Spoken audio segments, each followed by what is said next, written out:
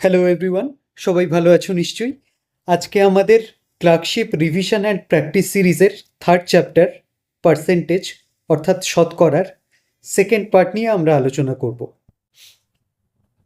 11 নম্বর প্রশ্ন, একটি ত্রিভুজের বেস 66.66% বৃদ্ধি করা হলে যদি ত্রিভুজের ক্ষেত্রফল স্থির থাকে তাহলে উচ্চতা কত পার্সেন্ট কমাতে হবে? আমরা জানি যে কোনো এরিয়া নির্ভর করে ত্রিভুজের বেস আর হাইটের গুণফলের উপর। প্রশ্নে বলেছে এই গুণফলটা আগে আর পরে সেম থাকবে, অর্থাৎ কনস্ট্যান্ট থাকবে। দুটো কোয়ান্টিটির প্রোডাক্ট কনস্ট্যান্ট থাকলে তাকে আমরা রেশিওর আঙ্গিক থেকে কনস্ট্যান্ট প্রোডাক্ট রেশিও বলি। এবং এইটার একটা গুণ হচ্ছে একটা যে রেশিওতে বাড়ে অন্যটা ঠিক তার বিপরীত রেশিওতে কমে। আমি এখানে দেখতে পাচ্ছি 66.66 অর্থাৎ 66 পূর্ণ 2/3% এটা ইনক্রিমেন্ট হয়েছে, যেটাকে ফ্র্যাকশনে নিলে আমরা পাই 2/3। বেসের ক্ষেত্রে ব্যাপারটা তাহলে কি দাঁড়ালো? 3 যদি আমার আগের বেস থাকে তাতে 2 বৃদ্ধি পেয়েছে, তার মানে আগে বেস 3 ছিল, এখন 2 বেড়ে 5 হয়েছে। তাহলে ক্ষেত্রফল কনস্ট্যান্ট রাখতে হাইট ঠিক উল্টো রেশিও চলে আসবে, মানে আগে 5 থাকলে পরে 3 হয়ে যাবে। তাহলে কতটা কমলো? তুমি বললে 2 কমলো। কততে? 5-এ। তাহলে কত ফ্র্যাকশন চেঞ্জ? 2/5। পার্সেন্টেজে নিলে সেটা ইন্টু 100%। ক্যালকুলেট করে আমরা পাবো 40%। তাহলে বি হবে আমাদের উত্তর। কোয়েশ্চেন নাম্বার 12, পেট্রোলের দাম 60 টাকা পার লিটার থেকে বেড়ে 75 টাকা পার লিটার হয়েছে। পেট্রোলের ব্যবহার কতটা কমাতে হবে পার্সেন্টেজে যাতে খরচ কেবলমাত্র 10%ই বৃদ্ধি পায়? আমি যদি ধরি পেট্রোলের দাম হচ্ছে পি টাকা পার লিটার এবং আমি কিউ লিটার পেট্রোল কিনেছি, তাহলে আমার টোটাল খরচ হবে পি ইন্টু কিউ, এত টাকা। এটাই হচ্ছে আমার এক্সপেন্ডিচার। তাহলে এক্সপেন্ডিচার প্রাইস আর কোয়ান্টিটির গুণফল। এখানে এক্সপেন্ডিচার কিন্তু চেঞ্জ হয়েছে। আগের বার যেরকম আমরা গুণফলটাকে কনস্ট্যান্ট পেয়েছিলাম এবং সিপিআর দিয়ে অঙ্কটা বের করে দিয়েছিলাম, এখানে সেটা হওয়ার উপায় নেই। তাহলে এখানে আমাদের অন্য পথ ধরতে হবে, যেটাকে বলে ভিপিআর, ভেরিয়েবল প্রোডাক্ট রেশিও। এটা কি হবে? আমি আগের প্রাইসের রেশিওটাকে অ্যাডজাস্ট করি। ছিল 60, হলো 75, তাহলে প্রাইসের রেশিও কি আগে আর পরের? তুমি বললে 60:75, 15 দিয়ে কাটলে 4:5। এক্সপেন্ডিচারের রেশিও কি? তুমি বললে 10% ইনক্রিমেন্ট, মানে 10-এ 1 বেড়েছে, অর্থাৎ আগে 10 থাকলে পরে হয়েছে 11। একটা খুব দামি কথা হচ্ছে দুটো কোয়ান্টিটির মধ্যে যা রিলেশন তাদের রেশিওর মধ্যেও একই রিলেশন, অর্থাৎ এক্সপেন্ডিচার বাই প্রাইস সেটা সমান সমান কোয়ান্টিটি আমরা পেলাম এই রিলেশনটা থেকে। তাহলে আমি কোয়ান্টিটির রেশিও পাবো এক্সপেন্ডিচারের রেশিওকে প্রাইস রেশিও দিয়ে ভাগ করে। তাহলে আমি কোয়ান্টিটির রেশিও কি করে পাচ্ছি? এক্সপেন্ডিচারের রেশিও কত? 10:11, দ্যাট ইজ 10/11, আগে পর। আর প্রাইসের রেশিও কি? 4:5, 4/5। তাহলে কোয়ান্টিটির রেশিও কি? 10/11 ইন্টু 5/4, কাটাকাটি করলে 5, নিচে 2, 25/22। তাহলে আগে ছিল 25, এখন হয়েছে 22। কতটা কমেছে? তুমি বললে 3 কমেছে। কততে? 25-এ। তাহলে কত ফ্র্যাকশন চেঞ্জ? 3/25। একে পার্সেন্টেজে নিলে ইন্টু 100, দ্যাট ইজ 12%। তাহলে এইটা হবে আমার উত্তর। কোয়েশ্চেন নাম্বার 13, সরকার চিনির দাম 15% কমিয়েছে। এর জন্য একজন কাস্টমার 1258 টাকায় 7.4 কেজি চিনি বেশি কিনতে পারেন। তাহলে প্রতি কেজি চিনির আসল দাম কত? প্রথম লাইনেই বলেছে 15% দাম কমেছে। 15%-এর ফ্র্যাকশনাল ভ্যালু হচ্ছে 15/100, মানে 3-এর 20, অর্থাৎ আমার আসল দাম 20 টাকা হলে সেটা 3 টাকা কমে পরবর্তীকালে 17 টাকা হয়ে যাবে। তাহলে 20:17 হবে আমার আগে আর পরের দামের রেশিও। এবারে দেখো, ভদ্রলোক আগে বাজার করতেন কত টাকার? তুমি বললে 1258 টাকার। তাহলে এখন তো চিনির দাম কমে গেছে 15%, তাহলে তো 1258 টাকারও 15% খরচ কমা উচিত আমার। বললে হ্যাঁ, তাহলে এত টাকা কমবে। কিন্তু ভদ্রলোক বললেন না, আমি এই টাকাটা বাঁচিয়ে বাড়ি নিয়ে যাব না, তার থেকে এই টাকাটায় যদি আমার আরও কিছু চিনি কিনতে পারি সেটাই আমার লাভ হবে। তিনি দোকানদারকে বললেন যে এই টাকাটা তুমি রেখে দাও, তার বদলে আমায় চিনি দাও। দোকানদার তখন তাকে 7.4 কেজি চিনি আবার দিল। তার মানে 7.4 কেজি চিনির এখনকার দাম এইটা 1258 15%। তাহলে 1 কেজি চিনির এখনকার দাম কত? তুমি বললে এটা ডিভাইডেড বাই 7.4। একদম ঠিক। তাহলে এটাকে সিম্পলিফাই করে আমি কি পাই? 1258, তার 15% মানে 3/20, 7.4 মানে 74/10। তাহলে 0 কেটে গেল, 2 দিয়ে এটাকে কাটলে 6, 2, 9। 37 দিয়ে 74কে কাটলে 2, এটাকে কাটলে 1, 17। তাহলে এটা হয়ে গেল 17 ইন্টু 3, 51/2।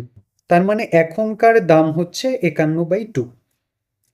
আমি জানি 17 টাকা এখনকার দাম হলে আসল দাম হতো 20, তাহলে 1 টাকা এখনকার দাম হলে আসল দাম হতো 20/17, আর 51/2 এখনকার দাম হলে আসল দাম হয় 20/17 ইন্টু 51/2। তাহলে এটা 3 17 51, 2 দিয়ে কাটলে 10, 30 টাকা। এটা হবে আমার উত্তর। 14 নম্বর প্রশ্ন, একটি আয়তক্ষেত্রের প্রতিটি বাহু 22% করে বৃদ্ধি পেলে এর ক্ষেত্রফল কতটা বৃদ্ধি পাবে? এটা ডিরেক্ট ফর্মুলায় করা যায় বা রেশিও ধরেও করা যায়। 22% বৃদ্ধি কথাটার মানে কি? আগে যদি 100 লেন্থ হতো, তাহলে এখন বেড়ে সেটা 122 হয়েছে। ব্রেথ বা প্রস্থ, সেটাও যদি আগে 100 হয়ে থাকতো, তাহলে এখন বেড়ে 122 হয়েছে। তাহলে আগের ক্ষেত্রফল 100 গুণ 100 ছিল, অর্থাৎ 10,000। এখনকার ক্ষেত্রফল কত হয়েছে? 122 ইন্টু 122। 122 গুণ 122 কত হবে?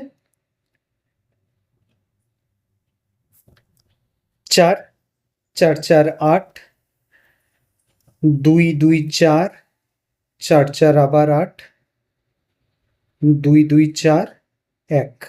তাহলে 14,884। তাহলে কতটা বাড়লো? তুমি বললে 4884 বাড়লো। কতয়? 10,000-এ 4884 বেড়েছে। তাহলে 100-এ কত বাড়বে? 10,000 থেকে 100-এ আসতে গেলে 100 দিয়ে ভাগ করতে হয়। এটাকেও 100 দিয়ে ভাগ করে দেব। তাহলে কি আসবে? 48.84। এটা হবে আমার উত্তর। 15 নম্বর, একটি সিলিন্ডারের ব্যাসার্ধ 120% বৃদ্ধি পায় আর এর উচ্চতা 40% হ্রাস পায়, তাহলে এর আয়তন কত শতাংশ বৃদ্ধি পায়? আমরা জানি একটা সিলিন্ডারের ভলিউম হয় পাই আর স্কোয়ার এইচ, তার ব্যাসার্ধ যদি আর হয় আর উচ্চতা যদি এইচ হয়। তার মানে আমি দেখতে পাচ্ছি ভলিউমটা আর স্কোয়ার আর এইচ এর উপর নির্ভরশীল, কারণ পাই তো কনস্ট্যান্ট, পাই সবসময়ই গুণ হবে, পাই একটা সংখ্যা। তাহলে আর স্কোয়ারের সাথে পরিবর্তিত হয় আর এইচ এর সাথে পরিবর্তিত হয়, এবং সেটা সমানুপাতিক সম্পর্ক। এবারে দেখি আর এর কি ব্যাপার। রেডিয়াস 120% বেড়েছে, তার মানে আগে রেডিয়াস যদি 100 থাকে, তার উপরে 120 বেড়ে এখন 220 হয়েছে। তাহলে তাদের রেশিও হচ্ছে 100:220, অর্থাৎ 5:11। আচ্ছা, হাইটের কি ব্যাপার? হাইট কমেছে 40%। 40% মানে আগে 100 থাকলে পরে হয়েছে 60। তাহলে এটা কত? 5:3। তাহলে আগের ভলিউম V1 আর পরের ভলিউম V2 হলে তাদের অনুপাত কি হবে? প্রথমের রেডিয়াস ছিল 5, তাহলে 5 স্কোয়ার ইন্টু হাইট কত ছিল?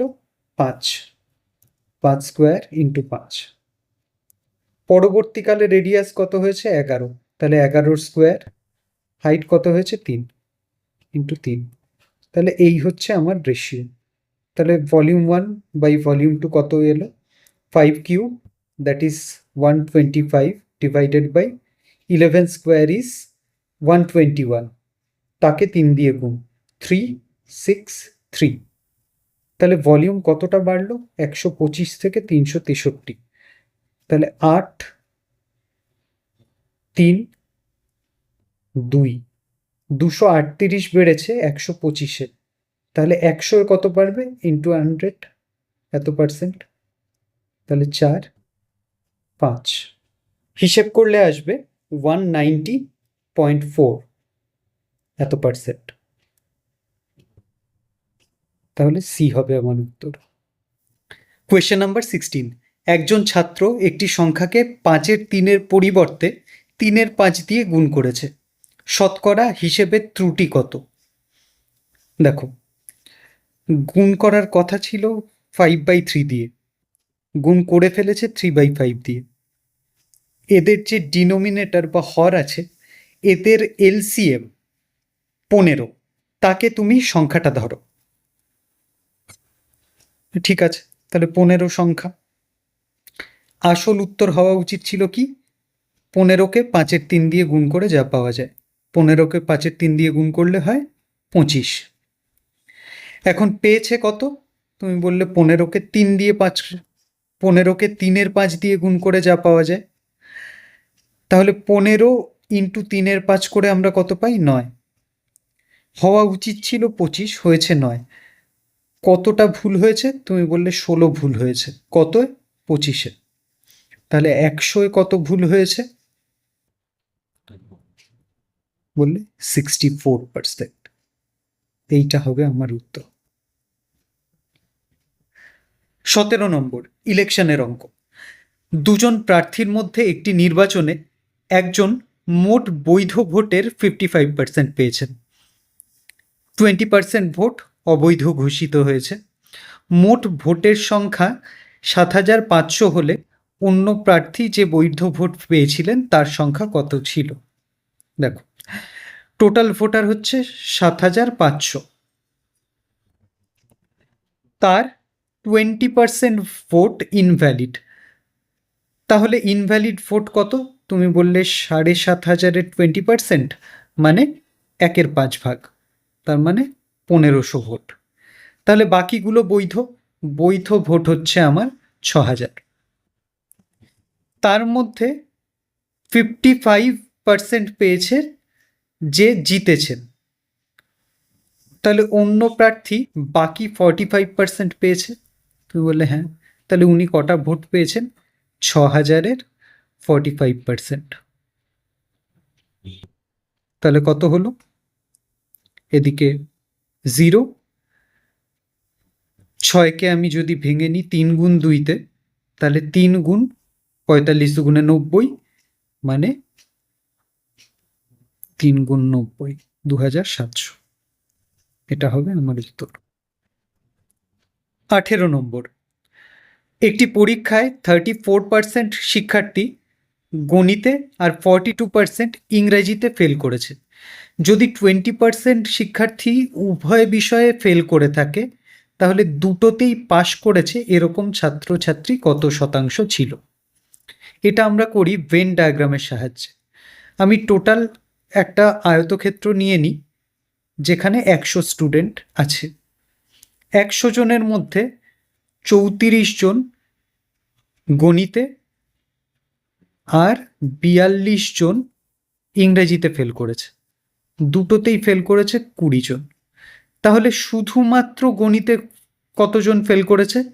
যারা ইংরাজিতে ফেল করেনি। তুমি বললে গণিতের টোটাল 34%, তার মধ্যে গণিত আর ইংলিশ মিলিয়ে 20%, তার মানে বাকি 14% এক্সক্লুসিভলি গণিতে ফেল করেছে। সিমিলারলি এক্সক্লুসিভলি ইংরেজিতে ফেল করেছে কত? 42 থেকে 20 বাদ চলে যাবে, 22। তাহলে এই যে আমি দেখতে পাচ্ছি সার্কেল করা অংশটা, এর মধ্যেই যারা ফেল করেছে তারা বসে আছে। তার মানে তার বাইরে থাকা ছাত্রছাত্রীরা পাশ করে গেছে। টোটাল আছে 100 জন। গোলের মধ্যে বসে আছে কতজন? 42 আর 14। 42 আর 14 কত? তুমি বললে 56। তাহলে বাকি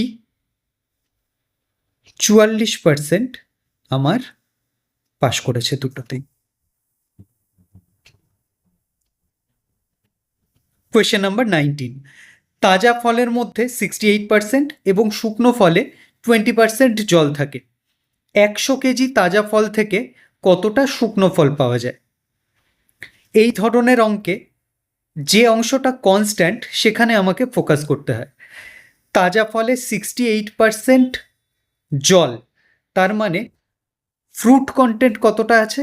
তুমি বললে বাকি 32%, একদম ঠিক। শুকনো ফলে 20% জল, তাহলে ফ্রুট কন্টেন্ট কতটা আছে? তুমি বললে 80%।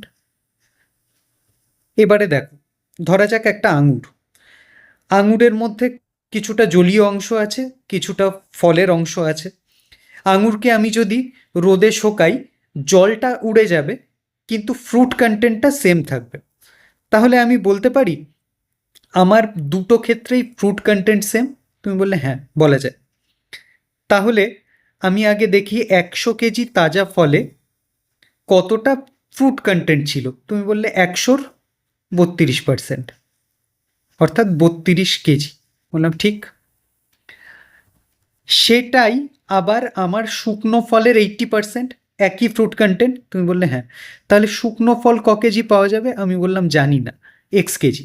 তাহলে এক্সের মধ্যে 80% ফ্রুট কন্টেন্ট, একদম তাই। তাহলে সেটাই হবে আমার 32। তাহলে এক্স ইন্টু 80%, দ্যাট ইজ 4/5, সেটা হচ্ছে 32। কাটাকাটি করলে এক্স ইকুয়াল টু 40। তাহলে 40 কেজি শুকনো ফল পাওয়া যাবে।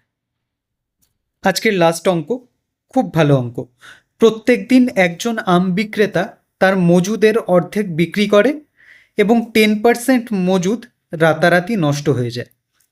যদি 1983টা আম 3 রাত্রের মধ্যে পচে যায়, তাহলে প্রথম দিনে তিনি কতগুলো আম নিয়ে শুরু করেছিলেন?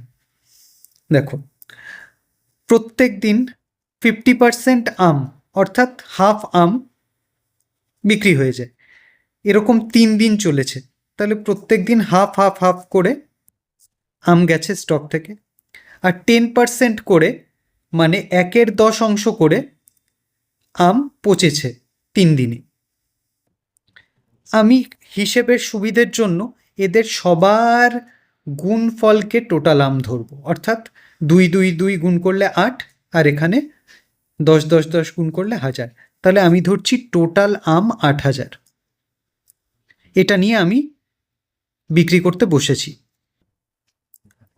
প্রথম দিন সেল হয়েছে কত? তুমি বললে 8000-এর হাফ, 4000। তাহলে স্টকে ঢুকেছে কত? বাকি 4000। তাহলে পচেছে কত? রটেন কত? ওই 4000-এর 10%, অর্থাৎ 400। তাহলে এখন 2 নম্বর দিনে কতগুলো আম আছে? তুমি বললে ছিল 4000 স্টকে, তার থেকে 400টা পচে গেছে। এখন আমার হাতে আছে 3600টা আম 2 নম্বর দিন। তাহলে তার হাফ সেল হবে দ্বিতীয় দিনে। তাহলে 1800টা আম, বাকি 1800টা আমের স্টক থাকবে, তার মধ্যে পচে যাবে কত? তার 10%, 180টা আম। বললাম আচ্ছা। তাহলে 3 নম্বর দিনে কি হবে? 3 নম্বর দিনে হাতে আছে কটা? 1800 থেকে 180 বাদ দিয়ে দেব। তাহলে থাকবে কত? 0 2 2, 1620টা। তাহলে 1620-র মধ্যে সেল হবে কটা? তুমি বলবে এর হাফ, 810টা। তাহলে রটেন হবে কটা? 81টা। এই হচ্ছে 3 দিনের গল্প। তাহলে প্রথম দিন পচেছে 400, পরের দিন 180, তারপরের দিন 81। আমার হিসেবে তাহলে টোটাল পচা উচিত ছিল কটা? তুমি বললে 400 আর 180 মিলে 580, 580 আর 81, তাহলে আমার কত হবে? 661টা আম পচার কথা। কিন্তু না, আমার প্রশ্নে বলা আছে পচেছে 1983টা আম, হুইচ ইজ 3 টাইমস অফ 661। তার মানে আমার এক আসলে 3। তাহলে আমি কতগুলো আম নিয়ে শুরু করেছি? আমি শুরু করেছিলাম 8,000, অ্যাকচুয়ালি হবে তার 3 গুণ, অর্থাৎ 24,000 আম নিয়ে। এটা হবে আমার উত্তর। তাহলে আশা করি এই অফবিট অঙ্কগুলো তোমরা ভালো করে প্র্যাকটিস করছো। প্র্যাকটিস করে যাও, পরীক্ষা খুব ভালো হবে। দেখো